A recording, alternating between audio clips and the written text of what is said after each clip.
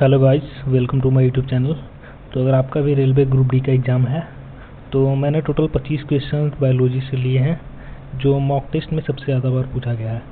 तो इस लेक्चर को आप लोग पूरा देखना, ये आपके लिए बहुत ही एक इम्पोर्टेंट लेक्चर साबित होने वाला है। तो चलिए हम लोग स्टार्ट करते हैं इस वीडियो को।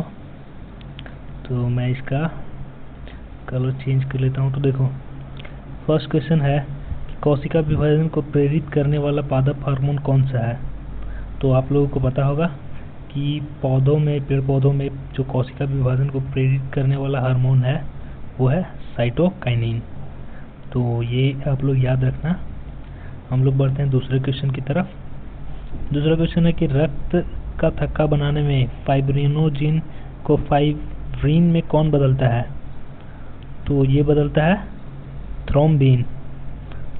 तो दूसरा क्वेश्चन आप लोगों ने देख लिया, इसको बदलता है थ्रोम्बिन, फाइब्रिनोजेन को फाइब्रिन में। तीसरा क्वेश्चन है कि हृदय की धड़कन को नियंत्रित करने वाला खनिज कौन सा है। तो हृदय की धड़कन को नियंत्रित करने वाला खनिज है वो है पोटेशियम। आप लोग याद रखना, पोटेशियम। हम लोग बढ़ते हैं नेक्स्ट क्वेश्चन की तरफ। तो हम लोग बढ़ते हैं चौथा क्वेश्चन। चौथा क्वेश्चन देखो, आप लोग बोल रहे हैं कि क्रेब्स चक्र कोशिका में कहाँ संपन्न होता है। तो जो क्रेब्स चक्र है कोशिका में वो होता है माइटोकॉन्ड्रिया के मैट्रिक्स में। तो ये क्वेश्चन बहुत ही ज़्यादा कंफ्यूजिंग है, ये आप लोग याद रखना। माइटोकॉन्ड्रिया के मैट्रिक्स में क्रेब्स चक्र संपन्न होता है। पांचवा क्वेश्चन है कि कीटों के वैज्ञानिक अध्ययन को क्या कहा जाता है। तो इंसेक्ट्स हैं, उसके वैज्ञानिक अध्ययन को हम लोग कहते हैं एंटोमोलॉजी। एंटोमोलॉजी, ये आप लोग याद रखना। हालांकि ये क्वेश्चन इजी है, ये सबको याद होगा। छठा क्वेश्चन है किस विटामिन को मानव शरीर में हार्मोन भी माना जाता है। तो ये कौन सा है, विटामिन डी। विटामिन डी क्या होता है, सूर्य के प्रकाश से हम लोग का शरीर विटामिन डी बनाता है। हम लोग को डायरेक्ट सूर्य के प्रकाश से विटामिन डी नहीं मिलता है, हम लोग का शरीर बनाता है।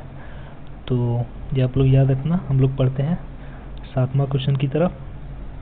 गुणसूत्रों में पाए जाने वाले आनुवांशिक पदार्थ, तो इसको हम लोग जानते हैं जीनोम के नाम से। गुणसूत्र में पाए जाने वाले आनुवांशिक पदार्थ को हम लोग जानते हैं जीनोम के नाम से। क्वेश्चन नंबर 8 की तरफ हम लोग बढ़ते हैं। आठवां क्वेश्चन है कि मानव शरीर में यूरिया का निर्माण किस अंग में होता है।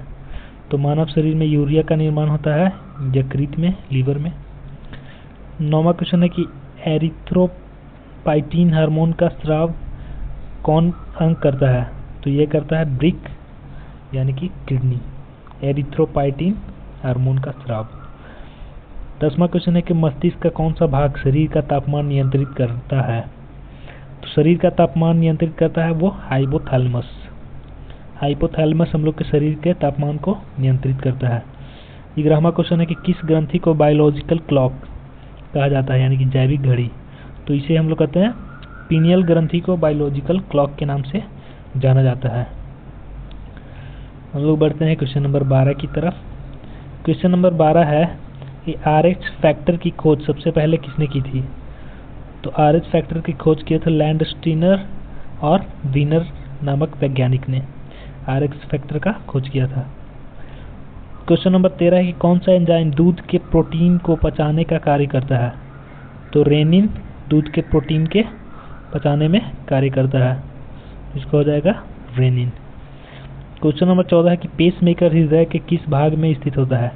तो पेसमेकर हृदय के डायालिन में होता है स्थित। क्वेश्चन नंबर 15 की मांसपेशियों में थकान किस अम्ल के जमा होने से होता है। तो मांसपेशियों में जो थकान होता है वो लैक्टिक अम्ल के जमा होने के कारण होता है। आप लोगों को पता है कि जब हम लोग रनिंग करते हैं या फिर कोई भी शारीरिक व्यायाम करते हैं तो वहाँ पे दर्द होने लगता है लैक्टिक अम्ल के कारण से। क्वेश्चन नंबर 16 है डीएनए की द्विकुंडलिनी संरचना किसने दी। तो ये दिया था वाटसन और क्रिक ने। डीएनए की द्विकुंडली यानी कि डबल हेलिक्स संरचना वाटसन और क्रिक ने।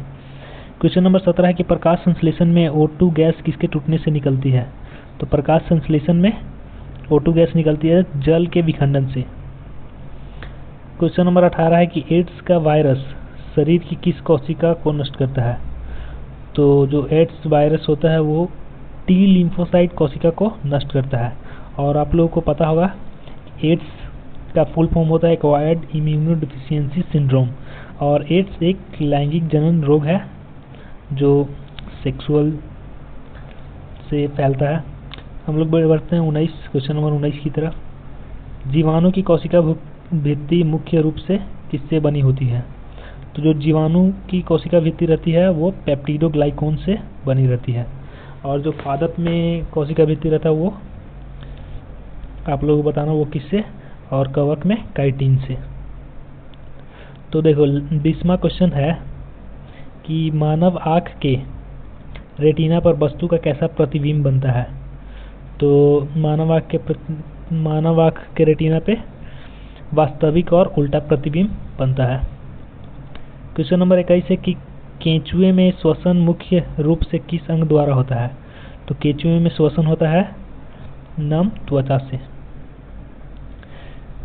22वां क्वेश्चन है कि कौन सा पादप हार्मोन फलों के प्राकृतिक रूप से पकाने में मदद करता है? तो ये हो जाएगा एथिलीन। जो एथिलीन हार्मोन है वो फल पकाने में मदद करता है। क्वेश्चन नंबर 23 है ईसीजी का प्रयोग किस अंग की गतिविधि दर्ज करने के लिए होता है? तो ईसीजी का प्रयोग होता है हृदय की गतिविधि को दर्ज करने के लिए।